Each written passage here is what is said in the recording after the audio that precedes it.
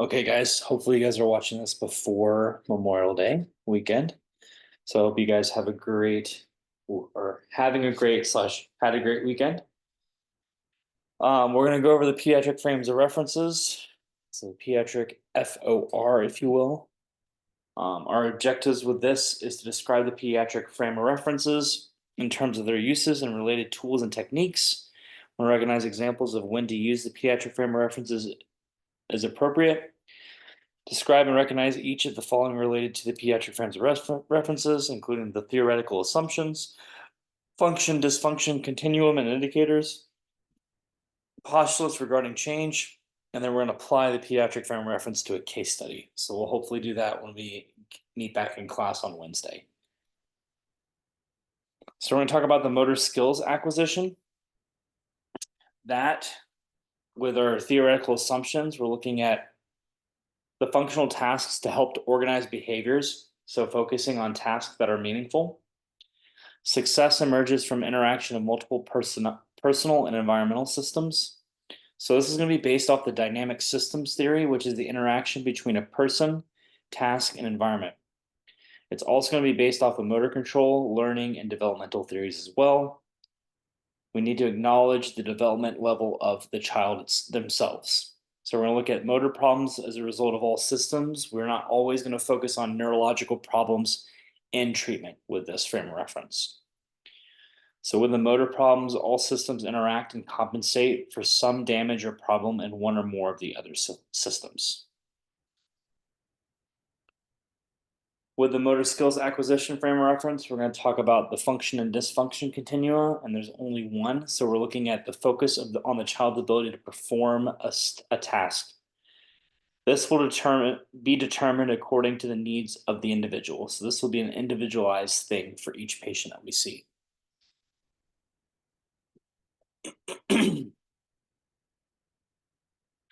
Then we're going to look at function, which are the aspects of the tasks the child can perform. So we're going to focus on the child's ability to perform the task. We're going to look at the needs of the individual as mentioned in the previous slide. Remember, this is very individualized. As far as dysfunction, we're looking at aspects of the task the child cannot perform. So client factors, performance skills, characteristics of task, or the environment that they're struggling with. Then we're going to do stage of motor learning. So early learning is identified by problems in the performance skills and the client factors. So we're looking at speed, accuracy, as well as quality of movement. There are also developmental expectations that we need to consider as well. And we're also looking at the child task environmental match, what that looks like.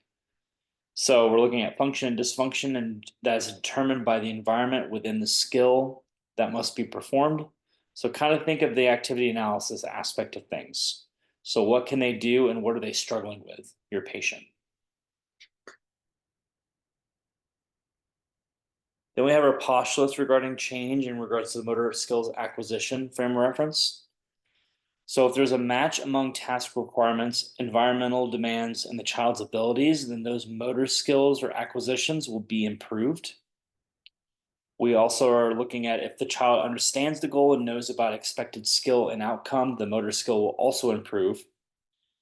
So we need to have clear information about what is expected of the motor skill performance outcomes with not only the child, but also the caregiver as well. If a child is allowed to independently problem solve, motor skills will also improve. So kind of the need to find their own optimal movement strategies.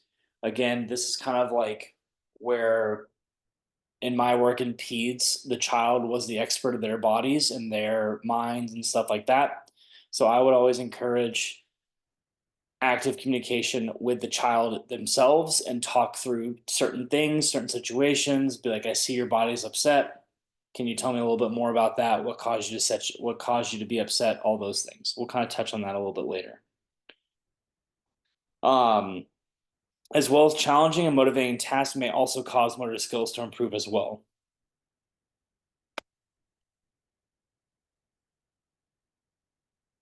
So we're going to talk about the sensory integration frame of reference. So our theoretical assumptions in regards to this is that sensory information provides an important foundation for learning and behavior. So sensory integration is also based in neuroscience and developmental theories. It was founded by Jane Ayres. SI, which is sensory integration, is a developmental process. Successful integration or organization of sensory information results in and is developed by adaptive responses. We're looking at the just right challenge. So challenging them enough, but not challenging them too much.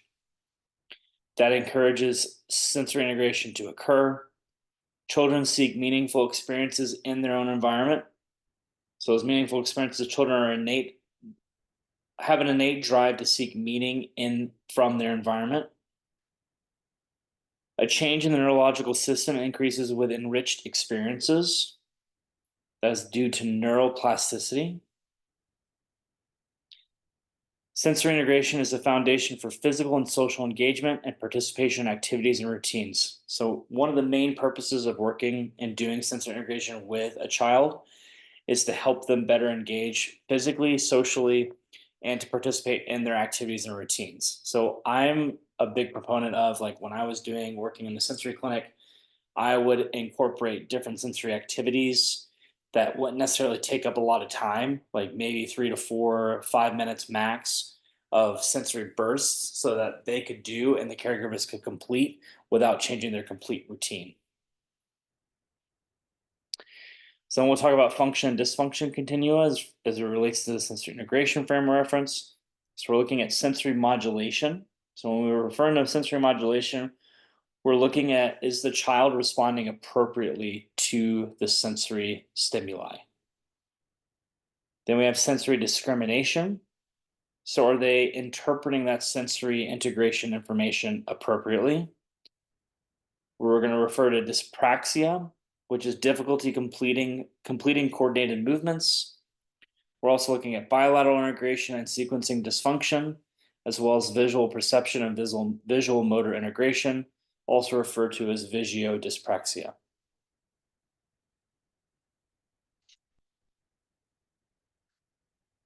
So some indicators of function dysfunction, we're going to kind of briefly touch on what we just covered. So sensory modulation. So with function, you're going to have typical responses to a sensory stimuli. So if you have a loud noise, they're going to go do a quick gasp and go, okay. And then dysfunction is an exaggerated response to sensory stimuli. So with that same example, you might have a kiddo that hears a fire alarm or hears something loud noise and just will freak out. Will just either run away, avoid, may scream to try and drown out the voice or drown out the current noise, those kind of things. Then we have sensory discrimination, which functionally it's the ability to develop and use motor memories to guide planned movements. And then you have dysfunction, was the difficulty doing those planned movements. Then with dyspraxia, we have function, which is the ability to complete new or complex motor tasks, as well as dysfunction, which is the struggle to complete new or complex motor tasks.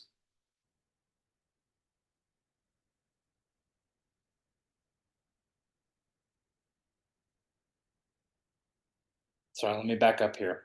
So with the sensory modulation dysfunction, we're looking at the areas of sensory stimuli, including touch, auditory, visual, proprioceptive, vestibular, smell, and taste. Then when we're looking at the indicators for function and dysfunction with bilateral integration and sequencing, when it's functional, it's the ability to use two sides of the body in coordinated fashion. With dysfunction, it's the inability to do so. With visual perception and motor integration, the function is the ability to use vision to direct hand and body movements, and their dysfunction is the ability to do those things. With this, we're evaluating using clinical observations, parent, teacher, child interviews. We're using the sensory profile as well, which is a very common tool to utilize. So we have our postulates regarding change as far as the sensory integration frame of reference. So the therapeutic and safe environment with enticing equipment. So with our therapeutic environment, child will be more likely to engage and we will want a physically safe environment that allows the child to be challenged. So that's why a lot of sensory gyms have a lot of carpet, a lot of cushions, everything to keep the child safe. This also allows the therapist to a therapist's attention to be directed towards facilitating the child's abilities. With this, we also want to provide sensory opportunities in at least 2 of the 3 systems. So we're looking at tactile, vestibular, and proprioceptive system. Then the child will be able to change their responses. So in my clinic that I worked at, the 2 main ones were vestibular and proprioceptive. So vestibular were a lot of swinging, proprioceptive was a lot of jumping and crashing, heavy work, those types of activities. And then we would have a lot of tactile kiddos as well. So with sensory opportunities, they're supporting the development of self-regulation, sensory awareness, and the overall movement in space. Again, if the therapist, another postulate is if the therapist helps the child attain and maintain appropriate levels of alertness and affective state, the child will be able to sustain engagement. Achievable challenge to sensory modulation and discrimination and or integration can also help with enhanced development. We also want to have the challenge of the child's ability to conceptualize and plan novel motor tasks. So with novel tasks, child are more likely to develop praxis and ability to organize behaviors in time and space. So with the sensory integration frame of reference, we're working a lot of sensory integration techniques using those different tactile systems or those different sensory systems to support the child, and then also to give the child coping mechanisms and strategies to then learn new tools and learn new strategies, as well as novel tasks.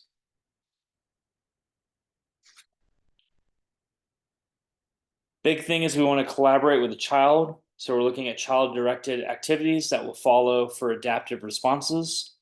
We want to increase the complexity of challenge to exert some degree of effort. So these areas include sensory modulation, discrimination, postural, ocular, oral control, or praxis issues. So the child is more likely to master a challenge and move to higher level response. You also want to present challenge in an area where a child is already successful to facilitate change in area needing improvement. So this is kind of that just right challenge. I would always find some of those kiddos that were difficult to complete tasks just because they said, quote unquote, it's too hard. I know I'm not good at it. I'm not going to do it. So I would try and find a part of the task that they were really good at, coach them through it, really encourage them to do it. And then I'd be like, oh, why don't we try this? And then kind of move to that next step. We also want to create an environment that supports play. So a child is more likely to have intrinsic motivation to engage if this is the case. And then we also want to work on that therapeutic rapport. So that positive therapeutic rapport. There's a greater likelihood of the child participating fully in the intervention if you, as a therapist, build that rapport with not only that child, but that family as well. I would say that was probably one of the things that I strived for with all my clients is I wanted to get to know them both not in the clinic, not only in the clinic, but also their personalities outside the clinic, what they like to do, what they didn't like to do, all those type of things, and incorporate that into my session.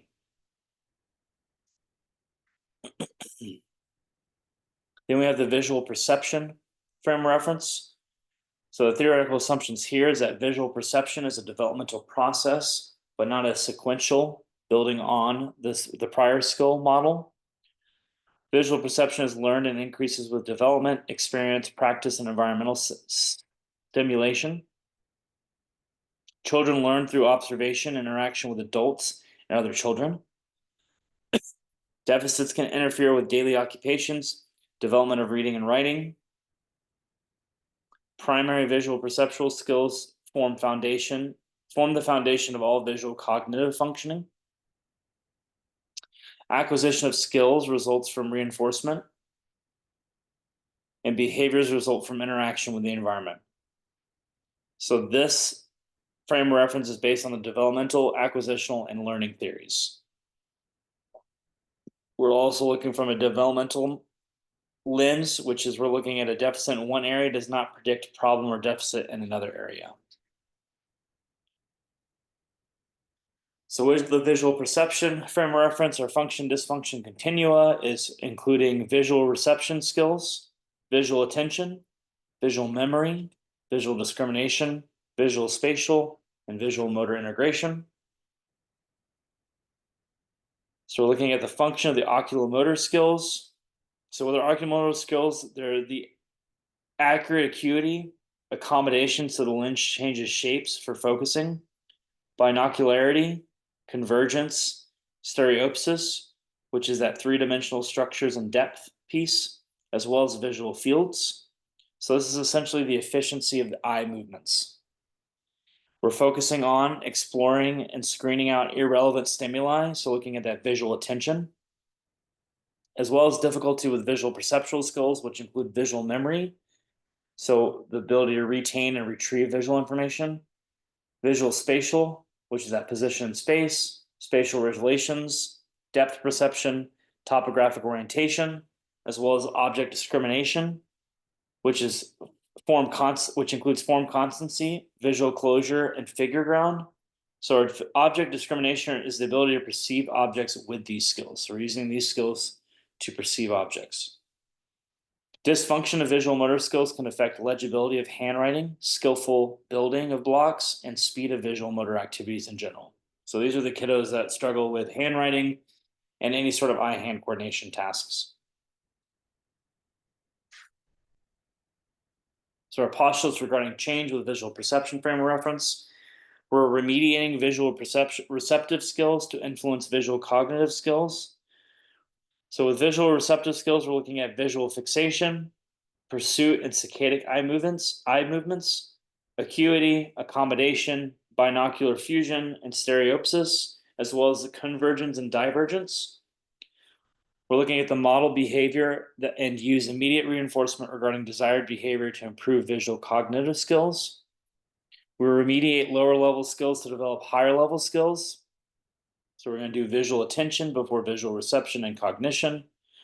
We're going to do visual memory before visual discrimination before visual spatial, and visual motor integration. It is okay to use compensatory skills and environmental strategies in this frame of reference. So some key points for the pediatric frames of references. All the pediatric frames of references focus on using meaningful tasks.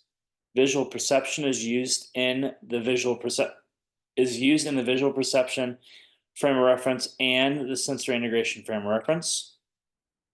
The two frame of references that allow the child to choose the activity are motor and sensory integration.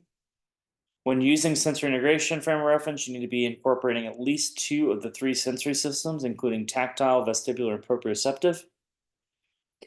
Must have a lower level visual perceptual skill before higher skills can be attained. Must have visual reception skills before perception. These are the references.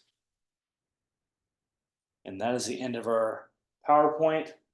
Come with questions to class. I will come up with a brief refresher of this PowerPoint and try to come up with a case study that we can work on together in class. I'll see you guys on Wednesday.